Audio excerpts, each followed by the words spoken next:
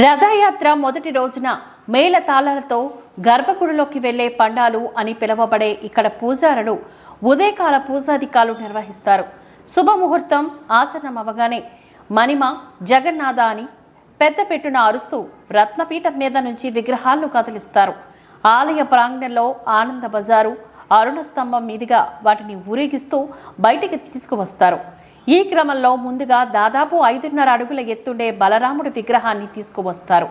బలభద్రుని చూడగానే జై బలరామ జై జై బలదేవ అంటూ భక్తులు చేసే జై జయ ధ్వనుల మధ్య ఆ ప్రాంతమంతా మారుమ్రోగుతోంది. బలరాముడి విగ్రహాన్ని ఆయన రథమైన తాళధ్వజం పైన ప్రతిష్ఠింపచేస్తారు. అనంతరం ఆ స్వామి విగ్రహానికి అలంకరించిన తలపాగా ఇతర అలంకరణలు తీసి భక్తులకు పంచిపెడతారు. వాటి కోసం భక్తులు ఎగబడతారు. అనంతరం ఇదే పద్ధతిలో సుభద్రాదేవి విగ్రహాన్ని కూడా బయటికి తీసుకువచ్చి పద్మధ్వజం అనే రథం మీద ప్రతిష్ఠిస్తారు. జగన్నాథుడి దర్శనం కోసం భక్తుల ఎదురుచూపులు చూస్తారు.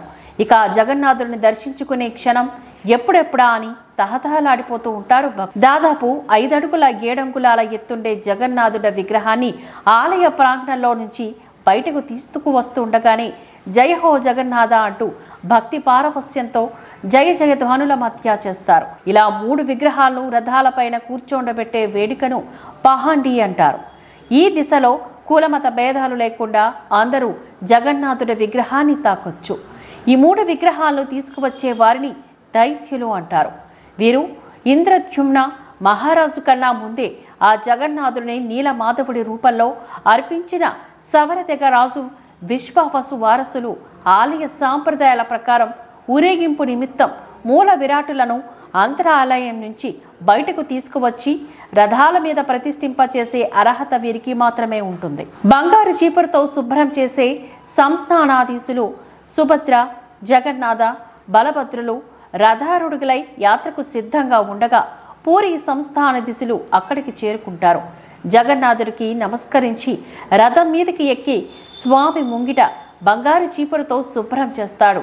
ఈ వేడుకను చెరాపహార అంటారు.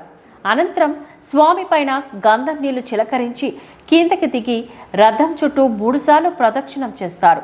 ఇదే తరహాలో బలరాముడిని, సుభద్రాదేవిని అర్పించి వారి రథాల చుట్టూ కూడా ప్రదక్షిణ చేస్తాడు.